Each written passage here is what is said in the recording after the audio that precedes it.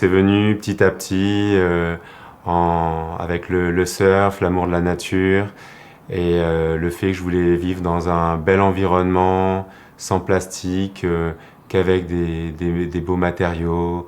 J'ai dû avoir un déclic il y a 2 ans, mais je pense que c'est arrivé progressivement. Voilà. La médecine aussi, parce que en médecine, je vois un peu les ravages de la bouffe fast-food, des produits hyper transformés, hyper emballés, hyper plastifiés. C'était ma façon d'être bien au quotidien et d'être heureux.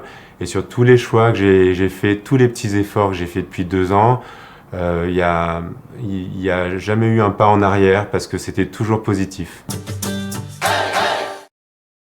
Mon cheminement a été pavé de succès, des petits succès au quotidien, surtout dans ma recherche d'acteurs du zéro déchet qui n'étaient pas forcément au courant de leur impact, mais que j'ai réussi à démarcher et à intéresser.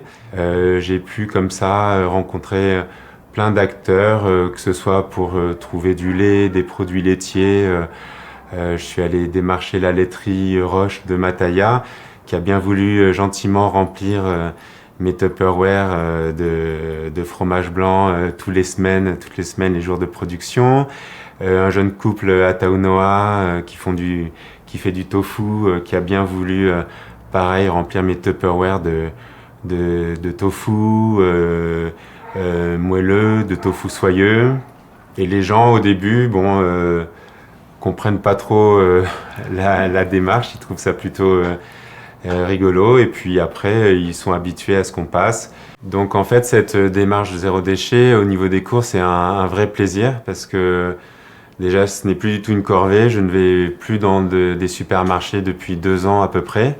Ce plaisir de trouver des aliments, et ben en fait ça s'est fait par le lien social. Je travaille 5 jours sur 7, donc je peux pas dire que j'ai énormément de temps, mais pour moi c'est devenu une quête permanente de trouver les bons produits. C'est comme si j'étais redevenu chasseur-cueilleur mais en voiture. Moi je pense que mon budget alimentation, produits d'entretien, produits ménagers est diminué par rapport à l'époque où je faisais mes courses en supermarché.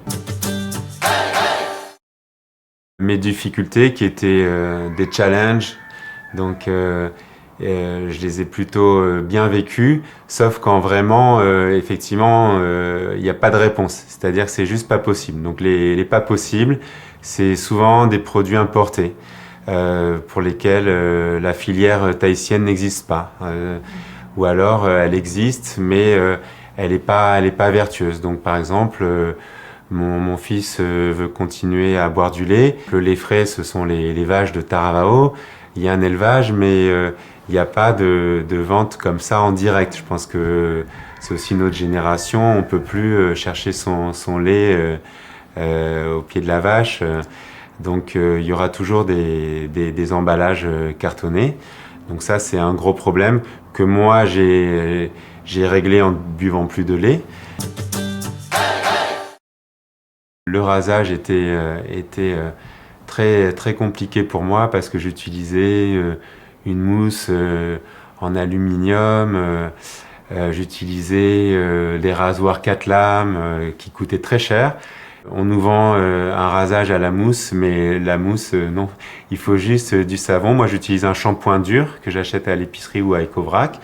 Je me passe ce shampoing qui est une demi-sphère sur le visage. Je fais mousser un petit peu et après, j'utilise ce rasoir.